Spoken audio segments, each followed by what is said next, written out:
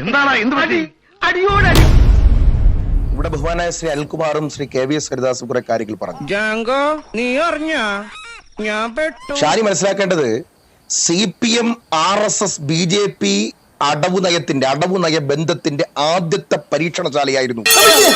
ഞാൻ അപ്പോഴേ പറഞ്ഞാണ് ഇതൊന്നും ഏക്കൂല. പാലക്കാട്ട് BJP അങ്ങ് ജയിപ്പിച്ചു കൊടുക്കാൻ വല്ലാതെ പണിയെടുക്കുകയാണ് CPM. ഓഹോ, അങ്ങനെയാണല്ലേ. BJPയുടെ സംസ്ഥാന അധ്യക്ഷനും മകനും ധർമ്മരാജനും കാർത്തയും ഉൾപ്പെടെയുള്ളവർ 41 കോടി രൂപ 12 ചാക്കുകളിലായി ഞാനാണ് ചുമന്നു കൊണ്ടുവന്ന് ഇതൊക്കെ ഇങ്ങോട്ട് ഓടിക്കയറുന്ന ആലോചിക്കണമായിരുന്നു. തൃശ്ശൂരിലെ BJP ഓഫീസിൽ കൊണ്ടുവന്ന് നിറച്ചത് എന്ന് BJPയുടെ മുൻ ഓഫീസ് സെക്രട്ടറി തിരൂരിലെ സതീഷ് മൊഴി നൽകി നാറി വെളുത്ത് തലവെക്കാൻ നിൽക്കുന്ന BJPയെ സഹായിക്കാൻ.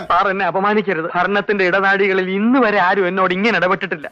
BJP മാത്രമല്ല കേട്ടോ, രാഹുൽ മാങ്കൂട്ടത്തിന്റെ പാർട്ടിയും കുഴൽപ്പണമാണ് കേട്ടോ എന്ന് വരുത്തി തീർക്കേണ്ട ബാധ്യത MV ഗോവിന്ദനുണ്ടോ, പിണറായി വിജയനുണ്ടോ? ഹരിദാസേട്ടൻ പറയുന്ന വലിയ ഇതിൽ പറഞ്ഞല്ലോ, പുതിയ നിയമം വന്നതൊന്നും അറിഞ്ഞില്ലേ സാർ? ഞങ്ങൾ നിയമം ദിവസവും കൈകാര്യം ചെയ്താണ് സാർ. ഞങ്ങൾ കൈകാര്യം ചെയ്ത നിയമമൊന്നും നിങ്ങൾ കൈകാര്യച്ചിട്ടില്ല സാർ. ഞാനൊന്ന് വായിച്ചു തരാം BNNS എന്താണെന്ന്. മനസ്സിലായില്ലേ? BNNSന്റെ 105-ാമത്തെ പിന്നെ സെക്ഷൻ ഒന്ന് എടുത്ത് വായിക്കണം. ഇതാണ് ആ section. The process of conducting search of a place. The property of the list. All the seized documents in course of such a search. Seizure and the signing of such a list by witness shall be recorded by video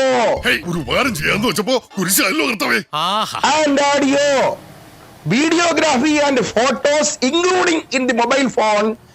The police party must be forwarded to such the videos to the district magistrate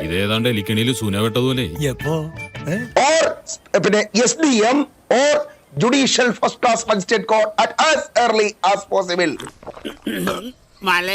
എന്ന് പറഞ്ഞാല് ഈ പുതിയ BJP സർക്കാർ ഇപ്പോ amend ചെയ്ത criminal ചട്ട നിയമം, അതിലെ പുതിയ നിയമത്തിലെ 105-ാം വകുപ്പ് 185-നോട് ചേർത്ത് വായിക്കുമ്പോൾ ഇങ്ങനെയാണ്. കഴുത്ത് വരെ പെരുമ്പാമ്പ് വിഴുങ്ങി അവന്റെ തലയില് ഹാന ചവിട്ടിന്ന് പറഞ്ഞ പോലെ ചാടിക്കര റോഡ് നടത്താൻ പറ്റത്തില്ല.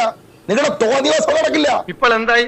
പള്ളർത്തി കിട്ടിയപ്പോ മതിയായില്ലേ? നിയമം പറയുന്നു എവിടെയെങ്കിലും റോഡ് നടത്തണമോ, ആധികാരികമായ രേഖകളുടെ അടിസ്ഥാനത്തിൽ ആധികാരികമായ ഉദ്യോഗസ്ഥരുടെ സാന്നിധ്യത്തിൽ റെയ്ഡിന് പോകുന്നവർ സെർച്ച് മെമ്മോറാണ്ടം ആദ്യമേ തയ്യാറാക്കണം. എല്ലാം ഇയാൾക്കറിയാം, ശരിയല്ലടോ?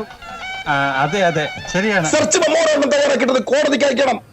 കോടതി ആദ്യം ഇൻഫർമേഷൻ ചെയ്യണം. ഇനി കോടതിക്ക് അയക്കുന്നതിനിടയിൽ ഈ പറയപ്പെടുന്ന സാധനങ്ങൾ മാറ്റാൻ സാധ്യതയുണ്ട് എന്ന് കണ്ടാൽ പോലീസ് പാർട്ടിക്ക് പോകാം. എങ്ങനെ പോകാം? പോലീസ് പാർട്ടി പോകുന്നത് അവിടെ ചെന്നിട്ട് ആ സെർച്ച് മെമ്മോറാണ്ടം ഈ പറയപ്പെടുന്ന ആളിനെ കാണിക്കണം. എന്താടാ കുറച്ചു നേരം അതിൽ രണ്ടും കൂടെ ഒന്ന് ചിന്തയിൽ കൊള്ളാൻ തുടങ്ങിട്ട് കാണിച്ചതിന് ശേഷം റെയ്ഡ് നടത്തണം.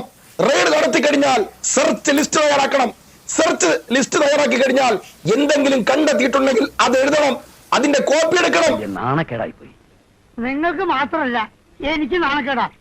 നോക്ക കോപ്പി എടുത്തിട്ട് ഏത് വീട്ടിലാണോ അല്ലെങ്കിൽ ഏത് സ്ഥലത്താണോ റെയ്ഡ് നടത്തിയത് ആ റെയ്ഡ് നടത്തിയപ്പെട്ട ആളിന് കോപ്പി കൊടുക്കണം. എന്നിട്ട് അയാളെ കൊണ്ട് ഒപ്പിടിച്ച് വാങ്ങണം. 2 ഇൻഡിപെൻഡന്റ് വിറ്റ്നസ് ഒപ്പിടണം. അതിന് തന്നാരും വിളിച്ചില്ല.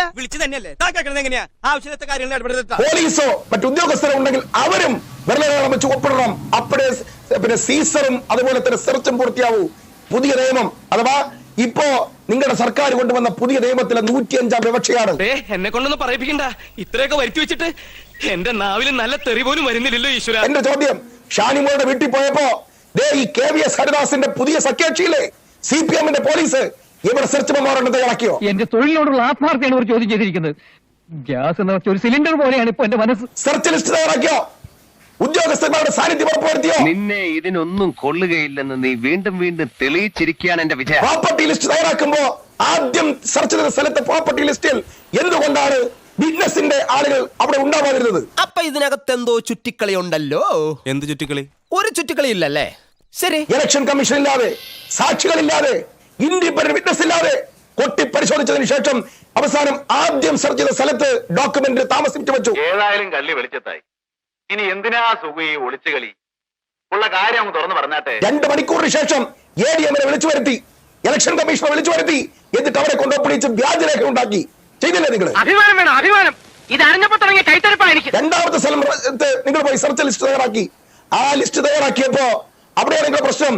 അതിന്റെ ലിസ്റ്റിൽ ഈ പറയപ്പെടുന്ന ആരും തന്നെ ഒപ്പിട്ടിട്ടുമില്ല. രാഘവൻ പറഞ്ഞത് വാസ്തവം. രാഘവൻ പറഞ്ഞത് വാസ്തവം. വ്യാജരേഖകൾ ഉണ്ടാക്കിക്കൊണ്ട് കോൺഗ്രസിന്റെ വനിതാ നേതാക്കന്മാരുടെ അടിവസ്ത്രം പരിശോധിക്കാൻ നാളമില്ലാണോ നിങ്ങൾക്ക്?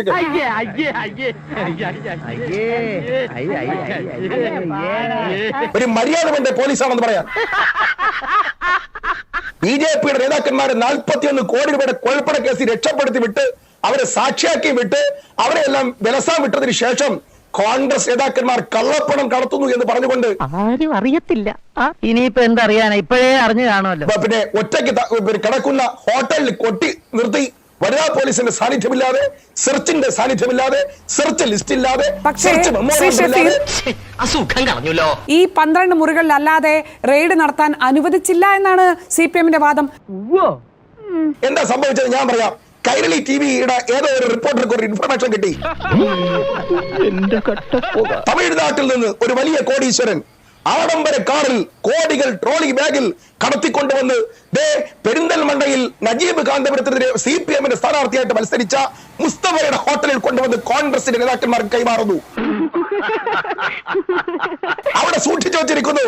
കൈരളി റിപ്പോർട്ടർ വിളിച്ചു പറഞ്ഞത് കേട്ടുകൊണ്ട് മന്ത്രി രാജേഷ് ചാടി കുത്തി ചാടി എഴുന്നേറ്റു. അളിയനെ വിളിച്ചു, നിതിൻ കടിച്ചേരി റഹീമിനെ വിളിച്ചു, DYFI-ക്കാരെ വിളിച്ചു, കൂടെ സഖ്യകക്ഷിയായ BJP-യുടെയും യുവമോർച്ചയുടെയും ആളുകളെ വിളിച്ചു വരുത്തി. കൂട്ടം കൂടി ഇത് സംസാരിച്ചു, സന്തോഷിച്ചു, ഉല്ലസിച്ചു. ഇപ്പൊ പിടിച്ചോണ്ട് വരും. ഷാനിമോള റൂമിനകത്തൊന്നും ബിന്ദു കൃഷ്ണയുടെ റൂമിനകത്തൊന്നും കോൺഗ്രസിന്റെ പണച്ചാക്കുകളും പണവും ഇപ്പൊ കൊണ്ടുവരുമെന്ന് പറഞ്ഞ് കാത്തിരുന്നു. കൈരളി തുറന്നു വെച്ചോണ്ടിരുന്നു. എന്ത് കിട്ടി? മനുഷ്യരെ കുറച്ചൊക്കെ ഇതൊക്കെ വേണം, സപ്പോസ് എന്തെങ്കിലുമൊക്കെ വേണം. അവസാനം ACP പറഞ്ഞു, സാധാരണ റെയ്ഡാണ് സാർ, സാധാരണ റെയ്ഡാണെങ്കിൽ രാജേഷിന്റെ റൂം പരിശോധിച്ചോ? എന്താണ് ഒത്തില്ല, ആ മൂപ്പര് ഒപ്പിക്കാൻ നടക്കുക. ബിജിൻ MLA-യുടെ റൂം പരിശോധിച്ചോ? നിങ്ങൾ സമ്മതിച്ചില്ല എന്നാണ് പറയുന്നത്. പരിശോധിച്ചോ? ശ്രീ ഷഫീർ, നിങ്ങൾ സമ്മതിച്ചില്ല എന്നാണ് CPM പറയുന്നത്. എന്താ അമ്മായി ഇത്? ഇവിടെ ഇങ്ങനെയാ. കോൺഗ്രസിന്റെ സമ്മതം വാങ്ങിച്ചോണ്ടല്ലേ പോലീസ് റെയ്ഡിന് വന്നതും, കോൺഗ്രസിന്റെ സമ്മതം വാങ്ങിച്ചോണ്ടല്ലേ പോലീസ് BJP നേതാക്കന്മാരുടെ റൂമിന്റെ അടുത്തേക്ക് പോകുന്നതും, അവർ നിരാകരിക്കുന്നതും, അവിടെ നിന്ന് പോകുന്നതും, കോൺഗ്രസിനെ ടാർഗറ്റ് ചെയ്തതും ഞങ്ങൾക്ക് മനസ്സിലാവില്ല. ഷാനി തന്നു, കിട്ടിയല്ല, കിട്ടി. ഓക്കെ. ഒരു 6 ഇഞ്ച് നീങ്ങി ഒരു ചുവന്ന സ്വിച്ച് കാണുന്നുണ്ടോ? കാണുന്നുണ്ട്. ഈ സ്വിച്ചിന്റെ കാര്യമാണ്. അമർത്തിയോ? അമർത്തി.